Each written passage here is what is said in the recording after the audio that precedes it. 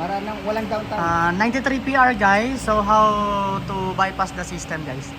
So ito siya, exit ko muna itong ating mga serial number. Yeah, output. So ito siya, yung bypass ng manual bypass natin. Ito yung ating likod. Yan, ito yung ating termination sa likod natin. Dito.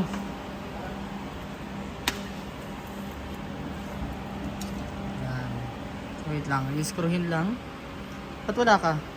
Patayin mo muna. Patayin mo muna yung tester. Pinatay mo na.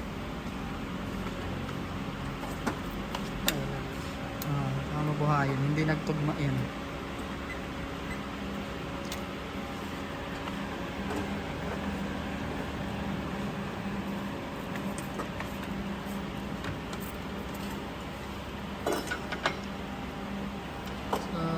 Wait lang, hold mo lang. Wait lang. Yan. Okay. 421. Output output tayo. Yan, Sige. output. Kailangan namin dumapatayan ha. Output natin is 400. Okay, control, go to So, bypass. control, go to bypass.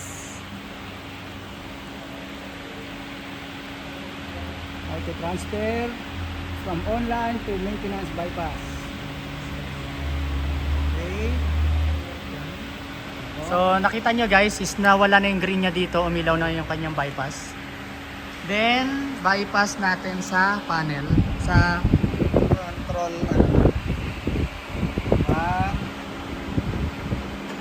Namatay, hindi. Nawala? Hindi, wala. So, okay. Isa pa, bypass. Yan.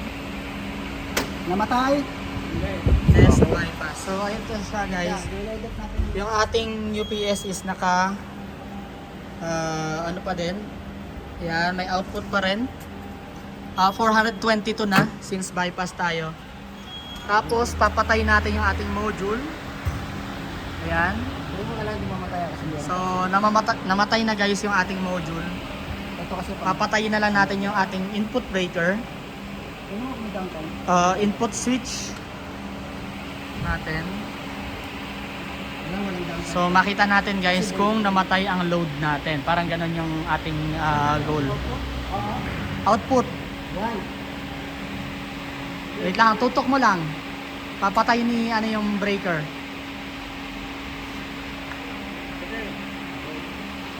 So ayun, pinatay na guys yung breaker.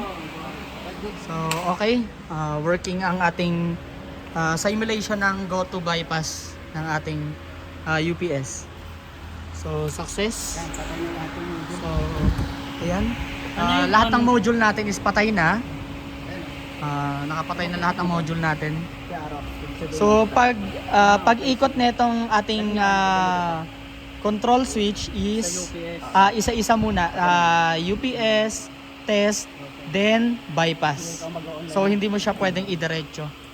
Ito, yung diretso to ano. Then from So maintenance ayun bypass siya. online. Huwag mo na ngayon. Okay? Babalik naman natin guys from maintenance bypass to online mode naman natin. So ngayon guys is naka-maintenance bypass tayo. First ay i-on natin yon yung ating input switch. Nakita nyo nag-ikot yung mga fan ng ating mga module. Tapos dito tayo sa system or sa display. So naka-bypass tayo guys ha, naka-manual bypass tayo dito sa ating maintenance bypass natin.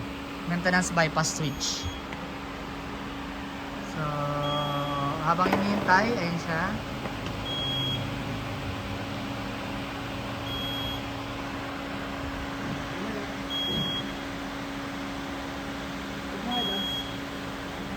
Then logs.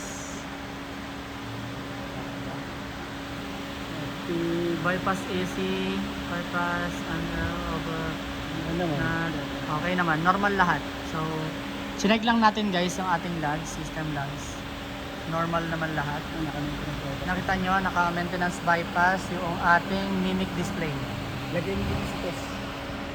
So ikot natin yung ating maintenance bypass to test.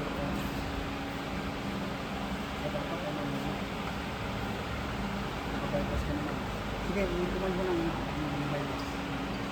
Wala na ibang ano. So, punta ulit natin guys sa command. Ayan. Baguhin natin.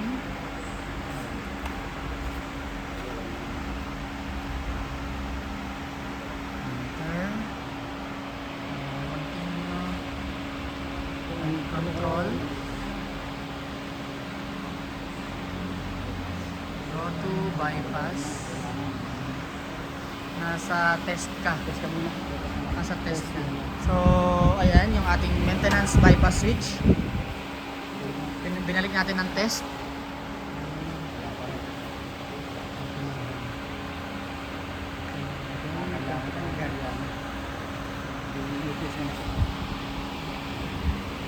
So, pupunta natin yan sa Ayun, pumitik.